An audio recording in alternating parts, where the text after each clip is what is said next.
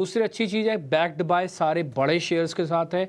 तीसरी अच्छी चीज़ है कि ग्लोबल मार्केट्स में ऐसा उथल पुथल नहीं है। चौथी अच्छी चीज़ है कि विक्स घटा हुआ है। और पांचवी अच्छी चीज़ है मार्केट के अंदर कि एज सच आज फ्राइडे के सेशन में इसने अपने जो नेचर है कि ऊपर से बार बार नीचे आकर डेज लो पे क्लोज करना, उस नेचर को ब्रेक कर दिया। बैंक निफ्टी के साथ अच्छी चीज़ क्या है, 50,500 के आसपास बंद हो रहा है। दूसरी अच्छी चीज़ क्या है कि HDFC बैंक का बैक टू बैक सपोर्ट मिल रहा है। तीसरी अच्छी चीज़ बैंक निफ्टी के साथ यह है कि बैंक निफ्टी का अभी भी 300 से 400 पॉइंट कमाने के लिए और है, क्योंकि 50,800 के आसपास से पुल बैक जाके ख़त्म होगा। तो ये अच्छी चीज़ें हैं। बुरी चीज़ें क्या हैं? बुरी चीज़ें क्या है कि इतनी मेहनत करने पर, इतने दिन निकलने पर भी मार्केट ने 24,400 450 को पार नहीं किया।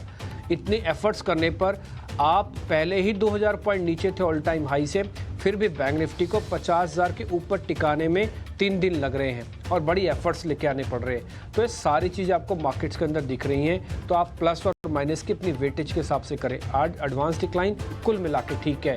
आज आईटी ने फिर से अपना रोल प्ले किया। निफ्टी आईटी इंडेक्स मोटा मोटी अभी आपके फायर हुआ है। जो भी ट्रेड लेना है थोड़ा कम वॉल्यूम के साथ लीजिएगा या तो ऑप्शंस के साथ। हमने आपको ऑप्शंस भी दिलवाई है आज 24,400 की। एक्सपेक्ट करते हैं कि 24,400 वाली ऑप्शन से भी आपको अच्छा बेनिफिट होगा। नहीं होगा तो क्या होगा, छोटा स्टॉप लॉस कटेगा, कट जाएगा। एक एक्सपेरिमेंट नाम की चीज़ तो हो जाएगी ना। अगर आपको मार्केट में करना ही है तो आप ये नहीं कह पाएंगे मैं बाजार का पार्ट नहीं बना, बाजार तो पुल बैक कर रहा था। अब आप बाजार का पार्ट बनो, लेकिन हल्के हाथ से बनो। अर्निंग्स ऑलमोस्ट कंप्लीट हो रही है। जो अगला हफ्ता होगा वो अर्निंग्स का लास्ट हो जाएगा।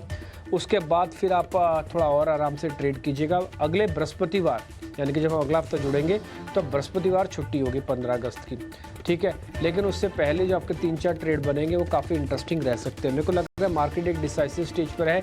या तो ये साइडवेज करेगा या तो ब्रेकआउट कर सकता है, क्योंकि ब्रेकडाउन के लेवल्स थोड़े नीचे पहुंच गए हैं। जैसे 24,000 पे आप 400 पॉइंट का गैप लेके आए हो, और निफ्टी में अगर आपको 49,800 को ब्रेक करना था तो आपके पास करीब 600-700 पॉइंट का गैप है। अब तो नीचे के लेवल टूटने की प्रोबेबिलिटी थोड़ी कम हो गई। आप नीचे टेस्ट कर सकते हो, तोड़ नहीं सकते फिलहाल, ऐसा लग रहा अभी तक तो देख के। हाँ, ग्लोबल में कुछ हो जाए वो एक अलग है, वो तो अनप्रेडिक्टेबल है, उसको कोई नहीं तय कर पाएगा।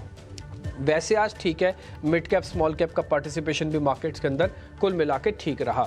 तो जानने के लिए नहीं है। और एक और चीज़, आईपीओ मार्केट्स भी आप ना रेगुलरली ट्रैक किया कीजिएगा। रेगुलर जैसे आज ओला का आईपीओ था तो आज फ्लैट खुला, लेकिन खुलने के बाद उसकी अच्छी क्लोजिंग दिखाना। एक बार ओला मोबिलिटी की एक बार देखें कहाँ पे बंद हुआ है। वो करीब 10% ऊपर हो गया था दिन भर में, और मेरे को लग रहा है 90 के आसपास का, यस 91 का 20% ऊपर आज ये, और 15 रुपये ऊपर गेन हुआ। तो आज सेकेंडरी और प्राइमरी वाली मार्केट्स का एक ही प्ले था, और उसके बाद दोनों शेयर पे आया तो दोनों का आज गेन आया। प्राइमरी वालों को भी मिला और सेकेंडरी वालों को भी मिला, सेम प्रॉफिट मिला, तो कोई ज़्यादा फर्क नहीं था।